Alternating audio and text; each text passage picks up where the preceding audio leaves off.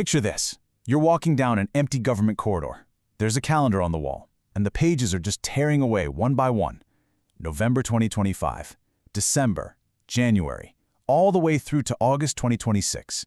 17 pages in total, all blank except for a header that reads, Office of Foreign Assets Control, New Russia Designations.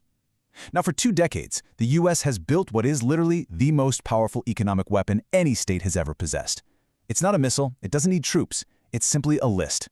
A register of companies, ships, and banks that the global financial system is strictly forbidden to touch.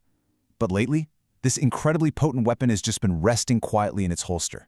In this explainer, we're diving into the mechanics of what actually happens to a sanctions regime when you just stop pulling the trigger. 17. For 17 straight months, this economic weapon has sat virtually untouched. To find the last major, routine action, we've got to look all the way back to October 2025. That was when the Treasury Department dropped heavy restrictions on the Russian oil giants Rosneft and Lukoil, 2 massive firms right at the beating heart of Russia's export earnings. But since that strike, the steady, kind of unglamorous drumbeat of routine sanctions maintenance has essentially just stopped. Over 1,000. That is the staggering estimate of companies, individuals, and vessels supporting Russia's military-industrial base that have been left to operate entirely without new U.S. sanctions over this 17-month stretch. Let that sink in for a second. We're talking about a massive network of shadow entities, all just operating in the clear. And people are noticing.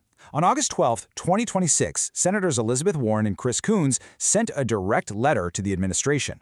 Their core question was pretty straightforward. Why has the administration paused these regular, targeted sanctions, especially when efforts to negotiate an end to the war have totally stalled?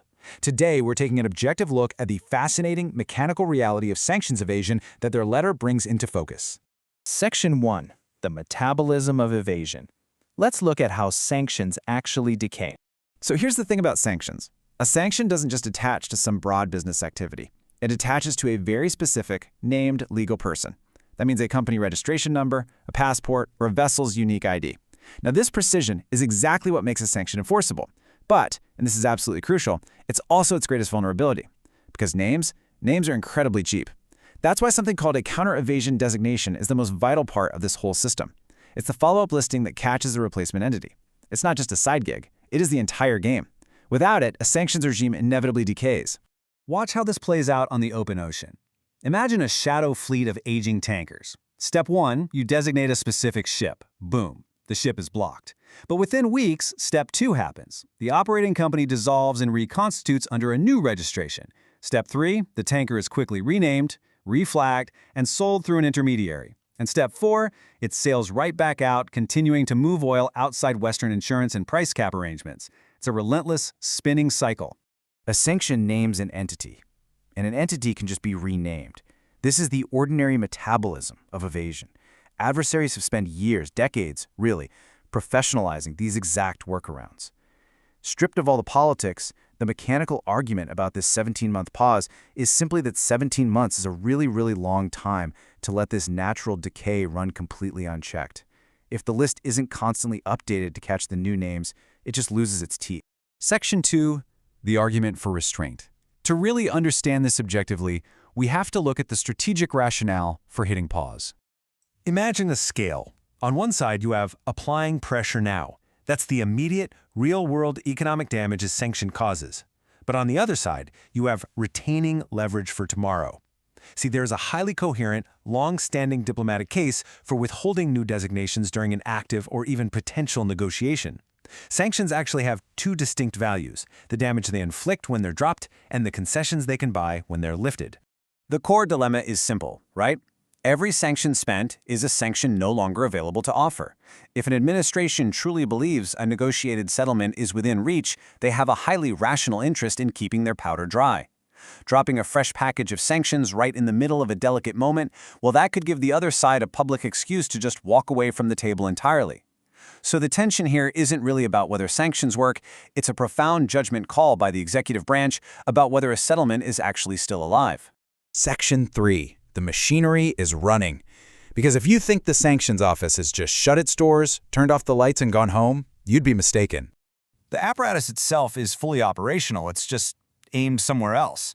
Get this, on August 13, 2026, Literally the exact day after those senators sent their letter complaining about the Russia pause, Treasury Secretary Scott Bessent announced a huge slate of aggressive new measures against Iran's financial system and oil sector.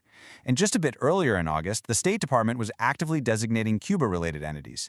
The machinery is staffed. It's highly productive. The pause on Russia isn't about a lack of capacity. It is a very specific, deliberate choice of where to point the weapon.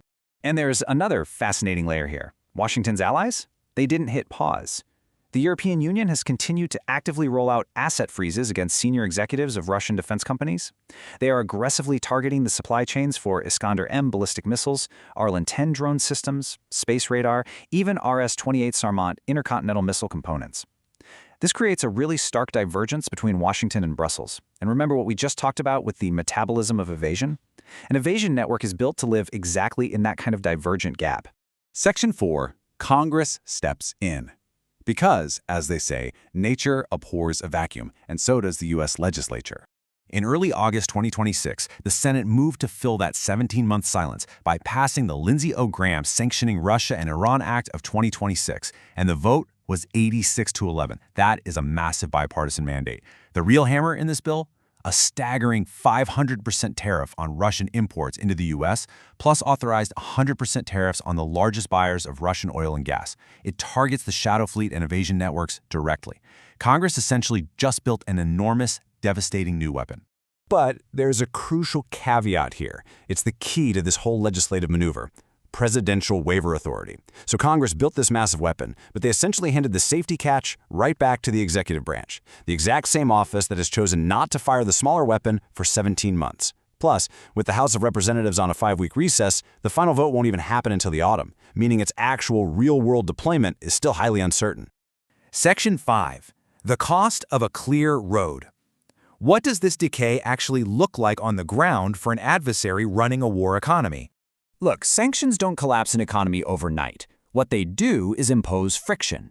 But when you stop renewing that friction, time starts working against you. By month 1 of a pause, intermediaries start establishing solid track records. By month 8, those shadowy shipping arrangements have completely stabilized. And by month 17, financial counterparties and foreign banks in neutral jurisdictions completely recalibrate their risk. Because a bank doesn't just ask what is technically prohibited on paper, they look at what is actually being enforced in reality. Every single month without a new listing is a month of clear road for an illicit supply chain to cement itself. Moving forward, there are 3 critical pressure points we need to watch. First, look for the resumption of routine counter-evasion designations. We're not necessarily talking about big headline packages, but just the boring, essential maintenance on shipping companies and intermediaries. Second, keep an eye on that autumn House vote on the Graham Act, and more importantly, watch if the president actually uses that waiver authority to bypass it. And third, watch the gap between Washington and Brussels. If the EU keeps sanctioning while the US hits pause, the global coalition's perimeter is only as strong as its most permissive member. Ultimately, there's a reading of the last 17 months where this restraint was a brilliant, highly defensible bet on a diplomatic settlement that might still arrive. But there is another reading where the most powerful economic instrument ever assembled by a state was simply allowed to rust in place, while its target learned exactly how to live without it. The instrument undeniably works. The multi-billion-dollar question moving forward is, will anyone actually pick up the pen and use it?